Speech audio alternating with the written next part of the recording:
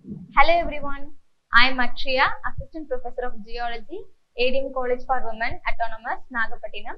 Today we will discuss about the endogenic process. What is endogenic process? Endogenic process, also called internal process that acts within the earth, originate within the earth and are primarily driven by heat and energy from the earth's interior. The process includes a volcanism, earthquake, mountain building called orogeny, folding, faulting, and plate tectonics. These factors forces cause movements and actively such as diastrophism, slow, large-scale movements like folding and faulting. These forces cause movements and actively such as diastrophism, slow, large-scale movements like folding and faulting. Volcanism, that means a magma movement and a volcanic eruption, and the earthquake, that is a sudden release of seismic energy with collectively sculpt the earth's surface and form a major landforms like a mountain and rift valleys. The ultimate energy source for these processes is Earth's internal heat, primarily from radioactive decay and primordial heat, which generates convection currents that drive lithospheric plate movements. First, we will discuss the endogenic process. First, the fold. What is fold? The turns and the bends formed in the rocks due to the compressional forces are called folding. Folds will start appearing on rocks when compressional forces act on ductile rocks. You can see the folds are more common on those which the deep inside the earth crust. Such rocks takes very high pressure than those layers near the upper surface. Due to the characteristics, rocks are more susceptible to folding and then faulting. Some of the most common reasons for folding and the temperature gradient or slope of the rocks. Folding occurs due to the shortening of the existing layer of a rock. Major mountains ranges such as Himalayas, Alps, Andes, and Rockies have formed due to the folding. Next, fold. What is fold?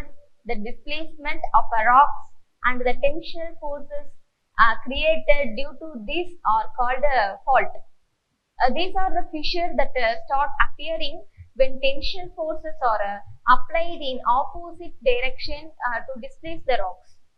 The faulting phenomenon is quite common on rocks that are present near the top layer of the earth surface. Such rocks do not receive heavy forces and are too rigid to have a fold on them. Fault. One of the major causes of faulting is the presence of dip-slide faults. Whenever the rocks compress against each other in a vertical manner, fault lead to the development of block mountains and river valleys. Narmada and Tapti river valleys are the great examples for the faulting landforms. Types of fault. What are the types of faults are present? There are four types majorly: normal fault, reverse fault, strike slip fault, and the pivotal fault. That is, normal fault is the action is normally, reverse also taken reverse, strike slip is shear, and the pivotal faults are mixed of those all forms. It's called a pivotal fault. Normal fault, a dip slip fault in which the block above the fault has moved downward relative to the block below. The type of faulting occurs in response to extension and is often observed in western United States basins and the Range province and along the oceanic ridge system. Next one is reverse fault, that is also called a thrust fault, a dip slip fault in which the upper block above the fault plane moves up and over the lower back. This type of faulting is common in areas of compression, such as regions where one plate is being subducted under another, as in Japan. When the dip angles is shallow, a reverse fault is often described as a thrust fault. Next one fault is a strike slip fault. a fault on which the two blocks slides past one another.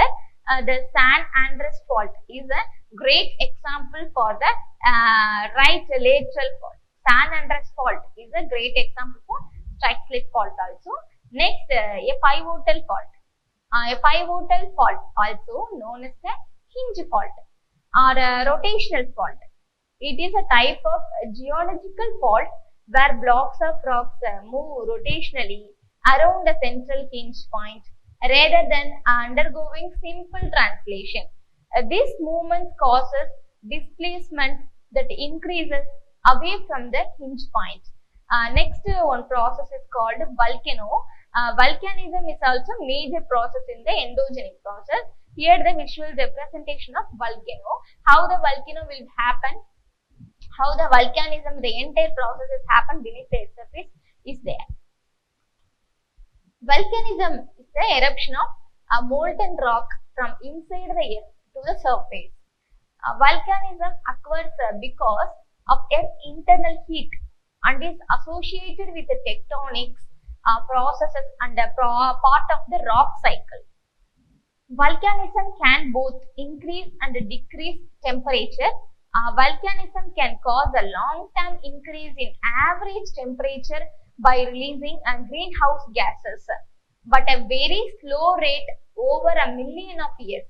By comparison, human activities that release greenhouse gases have increased Earth's average temperature just over the last few decades. Volcanic events can also cause short-term cooling by increasing the amount of airborne particles that reflect the sunlight in the atmosphere. Although volcanic events have not caused the recent increases in the Earth's average temperature, eruptions have occurred throughout history and influenced the Earth system in a variety of ways on various scales. Some of these ways are includes or following: affecting the reflectivity of the atmosphere by releasing airborne particles, which can result in short-term cooling of the atmosphere. Next one is airborne particles that affect the air quality. Releasing greenhouse gases include carbon dioxide and water vapor, although not enough to account for current warming trends. Affecting mountain buildings and the formation of new land, that is a distribution of continents and oceans. The displacement of human populations that live near volcanoes due to the release of lava, ash and airborne particles. Next, what are the benefits of volcanism? Volcano is harmful, okay. Some of the benefits are coming with the volcano. Here are over geological time, volcanic eruptions and related processes have directly and indirectly benefited mankind are following. Volcanic materials ultimately break down and weather to form some of the most fertile soils on the earth, cultivation of which has produced abundant food and fostered civilization. The internal heat associated with young volcanic systems has been harnessed to produce geothermal energy. Most of the metallic minerals are mined in the world, such as copper, gold, silver, lead and zinc are associated with the magma only. So they are associated with the magmas and found deep within the rocks or of extincted volcanoes. Some of the results of volcanoes. What are the results after the volcanism is mainly we discuss about rocks. Plenty of rocks have by the byproduct of volcanism. The result of volcanism is extrusive igneous rock, also known as volcanic rock. This rock forms when magma means that is a molten rock, is expelled from the volcano and cools and solidification on the earth's surface are very near it, products of volcanism also include pyroclastic rocks formed from fragmental debris like ash, lapilli, blocks, bombs during the explosive eruption. Like some of the examples of the volcanic rocks are basalt, andesite, so and so on. First, we will discuss the basalt, a common volcanic rock, often fine-grained. Andesite, a lighter colored rock within a higher silica content than basalt. Okay, basalt is an extrusive igneous rock made from the rapid cooling of lava at the Earth's surface. Basalt is composed of minerals including plagioclase feldspar, olivine pyroxene, and quartz, hornblende, and biotite, and so on. Andesite, next we will discuss the andesite. Andesite is a grey to black volcanic rock with between about 52 and 63 weight percentage silica. That silica is SiO2. Andesites contain crystals composed primarily of a plagioclase feldspar and one or more of the minerals pyroxene, that is a clinopyroxene, and orthopyroxene, and lesser amount of hornblende. Next, the rock is rhyolite. Rhyolite is a light-colored, fine-grained, extrusive igneous rock with a high silica content similar to granite but formed from rapidly cooled lava. It is primarily consists of quartz and feldspar, and these are the minerals, and can have a glassy texture or contain a large crystals that is called phenocryst within the microcrystalline or a glassy matrix. Next one is a scoria. Scoria is also a dark colored vesicular bubbly volcanic rock formed when gas-rich magmas erupts and cools quickly, trapping gases bubbles. It is relatively dense, sinking in water.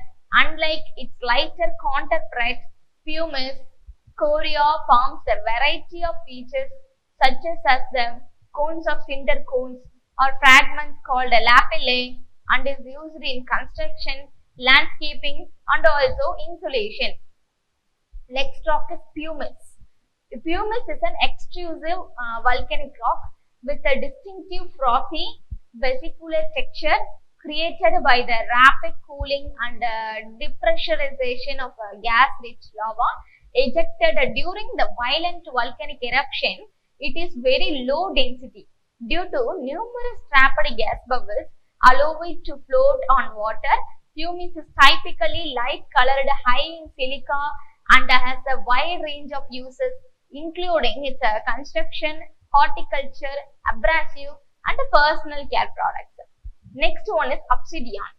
Obsidian is an example of extrusive igneous rock, a volcanic glass that forms when felsic lava cools extremely rapidly, preventing crystal growth. Characterized by its glassy texture and shortness, conchoidal fracture, obsidian was historically used for making tools and weapons. It has a high silica content similar to rhyolite and comes in various colors like black, red, brown, or with streaks on the moting. The next endogenic process is earthquake. Earthquake is the major topic. So we will discuss earthquake in briefly. Earthquake is a very sudden shaking or vibration on a ground surface caused by the passage of seismic waves through earth rocks. Seismic waves are predicted or produced when the sum of the form of energy stored in earth crust is suddenly released, usually when the masses of rock straining against one another suddenly fracture and slip. Earthquakes occur most often along geological faults, narrow zones where rock masses move in relation to another. This is the visual representation of how earthquake is originate, how it originated, and how it is traveled through the earth surface. Next, the causes of earthquake. Global seismic centers in 1975 to 1999 a global seismic census in 1975 depicting earthquake of magnitude 5.5 and greater.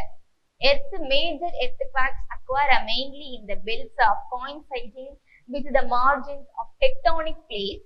This has long been apparent from yearly catalogs of belt earthquakes and is even more readily discernible in modern seismicity maps, which is low instrumentally determine the epicenters. The most important earthquake belt is the Circum-Pacific Belt, which affects many populated coastal regions around the Pacific Ocean. For example, those of New Zealand, New Guinea, Japan, and the Aleutian Islands, Alaska, and the western coast of North and South America will affect majorly by earthquake. It is estimated that 80% of the energy presently released in the earthquakes come from the source whose epicenter are in the belt. The seismically activity is by no means uniform throughout the belt, and there are a number of branches at various points. The major fault lines of the world are located at the fringes of the huge tectonic plates that make up Earth's crust. Okay, next, how to predict the earthquake? The prediction of earthquake. It is a long-term forecasting and seismic gaps. Long-term forecasting provinces a general idea of where and how often earthquakes might occur over years of decades. This is primarily based on historical and geological records. Scientists study past earthquake activity, including historical accounts and geological evidence like fault offsets, to determine the recurrence intervals of a major quakes. This helps to identify area with the high probability of future seismic activity. Seismic gaps. The seismic gap is a seismic segment of an active fault that has not experienced a major earthquake in a long time when compared to other parts of the same fault. One well-known successful prediction was the Haicheng, China 7.3 magnitude earthquake in 1975, for which an evacuating warning was issued the day before. Four shocks. Small earthquakes that sometimes occurring before a larger main shock. The problem is that not at all earthquakes have four shocks, and mainly small tremors and are followed by a larger quake, making them unreliable for prediction. Changes in crustal deformation. Stress buildup before an earthquake can cause the ground to tilt or swell. GPS and satellite technology are used to detect these of the subtle changes. Changes in groundwater. Water levels in wells may fluctuate due to the stress changes in the crust. Radon gas emission from the ground have also been observed to increase before some quakes. Electromagnetic anomalies. Some studies have reported unusual electromagnetic signals or change in the ionosphere before seismic events, although the connection is not fully understood or proven. Animal behavior. The final one is animal behavior. These are the main anecdotal reports of animals behaving strangely before an earthquake, but there is no scientific consciousness on why this might happen or how to use it for reliable prediction. Okay, next, instead of focusing on precise prediction, the scientific community is concentrating on earthquake yearly warning systems that provides a few seconds to a minute warning once the quake has started, and then improving a long-term hazard assessment for better disaster preparedness. Thank you for watching. Thank you.